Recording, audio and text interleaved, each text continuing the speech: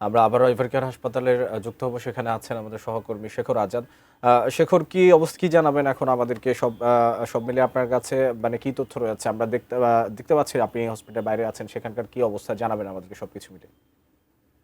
মহাকালের সমাপ্তি বলা হচ্ছে, মহাকালের সমাপ্তি ঘটলো এভারকেয়ার হাসপাতালে। আপনারা জানেন যে আজকে ভোর ৬টার সময় বেগম খালেদা জিয়া এভারকেয়ার হাসপাতালে তিনি শেষ নিঃশ্বাস ত্যাগ করেছেন। বিএনপির মিডিয়া সেলের পক্ষ থেকে এটা জানানো হয়েছে। এই মৃত্যুর সংবাদ শোনার পরে আমরা আগের বুলেটিনে যেরকম কি বলেছিলাম যে মানুষের আসলে ঢল নেমেছে। আপনারা দেখছেন যে এই মুহূর্তে এভারকেয়ারের সামনে প্রচুর নেতাকর্মীর উপস্থিতি, মানে মুহূর্তের মধ্যেই আসলে নেতাকর্মী বাড়ছে এবং হচ্ছে এটা আপনারা দেখছেন যে আস্তে আস্তে বেলা বাড়ার সাথে সাথে প্রচুর মানুষের উপস্থিতি বেগম খালেদা জিয়ার মৃত্যু সংবাদ শোনার পরে।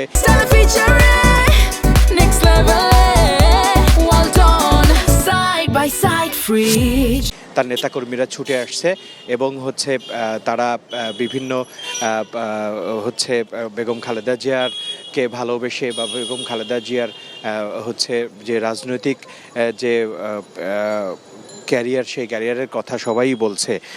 আপনাদেরকে জানিয়ে রাখি, বাংলাদেশের ইতিহাসে প্রথম নারী প্রধানমন্ত্রী খালেদা জিয়া চলে গেলেন ৮০ বছর বয়সে এভারকেয়ার হাসপাতালে। এবং হচ্ছে খালেদা জিয়ার নেতৃত্বে, আপনারা জানেন যে খালেদা জিয়ার নেতৃত্বে বিএনপির প্রথম মেয়াদে সরকার গঠনের সময় যেই হচ্ছে ১৯৮১ সালে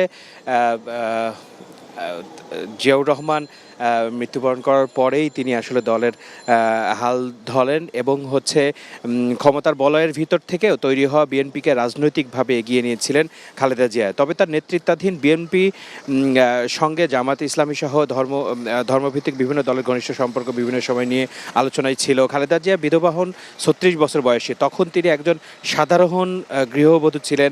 তারেক রহমান এবং আরাফাত রহমান দুই সন্তানকে নিয়েই ছিল তার সংসার। তার পুরো নাম ছিল খালেদা খানম। তার আর পরিবারের সদস্য এবং আত্মীয় স্বজনের কাছে ডাকনাম ছিল পুতুল। জিয়াউর রহমান ১৯৬০ সালে যখন পাকিস্তান সেনাবাহিনীতে একজন ক্যাপ্টেন ছিলেন, তখন তাদের বিয়ে হয়। তিনি বিয়ের পরই তার স্বামীর নামের সাথে মিলিয়ে খালেদা জিয়া নাম দিয়েছিলেন বলে তার বোন সেলিনা ইসলাম জানিয়েছেন। তবে রাজনীতিতে নামার পর তিনি পরিচিত হন খালেদা জিয়া নামে। তার বড় বোন সেলিনা ইসলাম বিবিসিকে বলেন, সেই সময় খালেদা জিয়া রাজনীতিতে নিয়ে কোনো চিন্তাই ছিল না। এর আগে জিয়াউর রহমান রাষ্ট্রপতিতে থাকার সময়ও খালেদা জিয়া কোনো রাজনৈতিক কর্মকাণ্ডে সম্পৃক্ত হননি। তার সমালোচকদের অনেকেই বলে থাকেন খালেদা জিয়া তার স্বামী জিয়াউর রহমানের মৃত্যুর পর উত্তরাধিকার সূত্রে বিএনপি দায়িত্ব পেয়ে রাজনীতিতে আসেন। খালেদা জিয়ার জীবন কাহিনী নিয়ে বই প্রকাশ করেছেন মাহফুজ উল্লাহ। জিয়াউর রহমানের মৃত্যুর পর বিএনপিতে অভ্যন্তরীণ কোন্দল দেখা দেয় এবং অন্যদিকে নেতাদের অনেকে তখন সামরিক শাসন জেনারেল এরশাদের সাথে শরিক হন। সব মিলিয়ে দলটি চরম পর্যায়ে বিপর্যয়ের মুখে পড়ে। সেই পরিস্থিতিতে খালেদা জিয়া বিএনপিতে যোগ দেন এবং ১৯৮৩ সালের ৩রা জানুয়ারি প্রথমে তিনি দলের ভাইস চেয়ারম্যান হন। এর পরের বছর ১৯৮৪ সালের ১০ই মে বিএনপি চেয়ারপারসন নির্বাচিত হন খালেদা জিয়া।